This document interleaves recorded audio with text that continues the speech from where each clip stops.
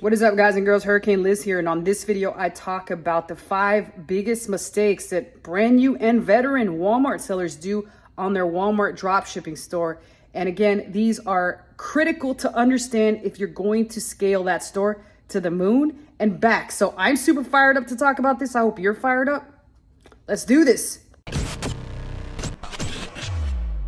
All right, so before I jump into my screen share, let me just remind you guys that my email is below in case you do want to contact me and talk about either done for you automation, the easy way, or done with you automation. We do have both of those. My email is below. Just reach out to me and I'll be more than happy to jump on a call. But let's go and jump into the screen share here and talk about the huge common mistakes that most newbies make when wanting to Walmart dropship.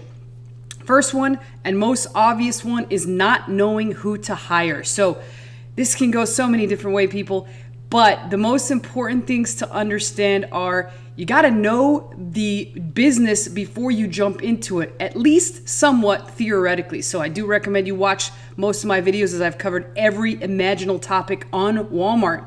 But the most important one is what team do you hire? And this can be often difficult. Now, I'll tell you a little bit about how I did it. And obviously, I'm very lucky because I'm able to test this over a number of stores and I've been doing this for years and years. But you, on the other hand, you've only got one store and one shot. If you screw it up, well, at least you took your shot, right? But here is how I would go about and do it. You have to treat this as an interview process. So you are, in essence, interviewing the person that is running these stores. And in order to do that, you got to know a little bit about it. So what I would start off by asking them is obviously, what are some of the clear-cut details of the work involved? Meaning, what do you have to pay them up front? And what is the split on the overall profit? So that's the first thing. The second thing I would do is figure out what type of model they are using. So there's a lot of different models in this business. I'm going to run down a few of them. The first one is WFS, which is nothing more than the equivalent of Amazon FBA. So it's the same thing as Amazon FBA. You got to ship things in. You're going to get hit with the cost of inventory, and then Walmart fulfills and ships everything for you. The second way is what's called drop shipping, which is standard everyday drop shipping. A lot of people got banned for this and continue to get banned if they don't execute it right. The third one is two-step drop shipping, which uses a middleman warehouse to fulfill products. That way it doesn't look like drop shipping, although it is. And this has gotten costly and more costly as time has gone on. And Walmart has also employed a couple tactics to try and block people from doing this. And then finally, my favorite type of store, a hybrid store, which is a combination of all three, which is almost impossible to detect. And Walmart loves it because you are still utilizing WFS. So it's the best of all. Now, here's the other thing. Within those models, there are still certain stores that you can drop ship from. So there's almost an infinite amount of possibilities. And I don't want to say infinite, I'm exaggerating. But within those models, you can use different stores to fulfill the products that you're putting on Walmart. You can use places like Amazon, Home Depot, Walmart itself, and other third-party stores that I'm not even going to cover in this video. So you got to be able to ask that.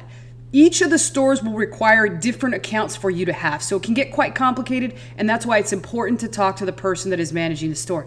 The last thing that you want to ask them is what I've got up here on screen. You want to get an example of what exactly they're using to be able to account for everything. So this is an example of their sheet, and I could see how much they've spent, how much have been the purchases of each of them, how much it costs them, and how much the profit is, and so forth, all the orders, everything. You can ask them for a couple samples of these and then be able to look at them yourselves. And I will come back to these shortly because I'm going to show you how we were able to tell somebody that knows what they're doing versus somebody that's doesn't know what they're doing. So the second biggest mistake that people make is trying to waste their time getting approved for a store. So again, this is another issue that there is, and it's probably the biggest barrier for entry for most brand new people. And there's really a couple different ways again. The first is doing it yourself, which I strongly advise against. You could get dumb luck and get approved. So if you do have a couple LLCs to spare, go ahead and do it, knock yourself out. The second one is hiring somebody that's skilled for applying for you. And this could cost a couple $1,000s, but often well worth its weight in gold. And typically will take somebody that knows what they're doing about a week to get into Walmart. And then the third and final one that is most expensive, however, you're going to get a store without a shadow of a doubt within the day, is purchasing a store from someone that already has an existing store. Now, with this example, they will transfer an LLC over to you, so you don't get choice what the LLC is, but they're going to do a bill of sale where you buy the LLC and it's only asset. It's got no debt, but it only owns this store, and you're ready to go same day. You can start throwing shit up there and start to make sales on Walmart. So that's the second biggest mistake. Third biggest mistake, and what I'm going to show you here with the spreadsheets, is sticking it out with a team that just flat out sucks. So how do you know they suck? Well, I'm going to show you how to be able to tell by looking at a couple different sheets. So this is an example of one that right now the person is having a difficult time with their credit card. Their credit card keeps getting declines. I can't even say I'm just frustrated with it, but you'll notice that still, despite the fact we've got about 2 weeks worth of data here, still about an $880 profit on a store that's in its first month, which is phenomenal considering there's only one supplier, and that supplier hasn't even been the greatest supplier. We've had some challenges with even that supplier. So overall, the team is doing good. I would keep this team and run them another month or two just to see what they're doing. This right here is an example of a phenomenal team, and I'm going to scroll over. This was the month of let's take a look at the month of July and some of August, and we'll take a look here at the far right. On this one, we're going to take a look here at the month of July, and you're going to notice that for this one so far, the total profit is $25.91 in total. The vendor price was $5,700. Walmart was $10,024. We got billed by Walmart $1,503, $217 in refunds, but a 45% ROI, which is pretty amazing considering this is the first month. So obviously, this is a first month. This is a slam dunk team. Communication's been on point. I would keep this team and keep running with them. Now here's a third one, which was a two-step store with a brand new team that was a tester. And what you're going to notice on this one is the total profit in July right here, $441 on this one. The total profit on this one, $441 off of a $4,700 buying. Of buying these for $4,700, actually $2,295.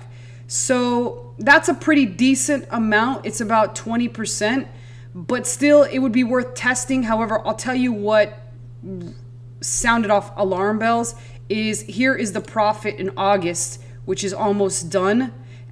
Through half of August, this was the profit. And the other thing that I noticed is I kept telling them, look, you're shipping us really big stuff, and it's not working out. And they would continue to sell that crap. So immediately was a red flag and just chopped them before they could do any damage at all. So they didn't do any damage. They still kind of knew what they were doing, but they kind of really didn't. So this is the perfect example of what I say. If you got one store, you can't be testing multiple teams. You might as well just cut it loose. Which brings me to the next mistake, is just sticking it out with the team. You don't want to do that. You just want to cut them loose and then run and go on to the next one and test it out, especially if you've got only one store. Now, if you've got multiple stores, this one could be worth a meeting and then just kind of explain to them the things that they are not correcting and then seeing if they can do it the following month and sort of just giving them 30 days. And if not, cut it loose and go to the next. All right, and the last and final mistake that I see most people do is not utilizing a hybrid store. Now, remember, a hybrid store is nothing more than it's executing on all of the above models, WFS, two-step, and standard drop shipping. So it's a blend of all of them, and it basically brings the best of all worlds into your store. So when you use a hybrid, you get results like this one. These are the types of results you get. You also get results like this one. This one is a hybrid too. The only problem with this, it's only utilizing one supplier. So in the future, I imagine that this one will see similar numbers to this one as soon as we get some of the mistakes ironed out in terms of what is going on with the store. But again, this is an example of a two-step where guys might know how to run the standard drop shipping store, but then they said, oh, we'll take this two-step because we're anxious and we want to get the work. Whereas they should first be experts in it before they start to take the work. So that's more or less what happened on this particular store. And that's why I just cut them loose and ran. And now just moving this store over means it's going to take a little work on my part. I'm going to have to do some of the work associated with it, which a lot of people get scared of having to do that and they'd rather have somebody do it for them. And sometimes you just got to get your hands dirty, people. That's as easy as I can say it. So that's pretty much it for the 5 biggest mistakes mistakes I see with Walmart dropshipping, particularly for noobs. Again, my email is below in case you do want to schedule a call to talk about full-on automation or done with you. And other than that, questions and comments go below. I always personally answer those, and I'll see you guys next time.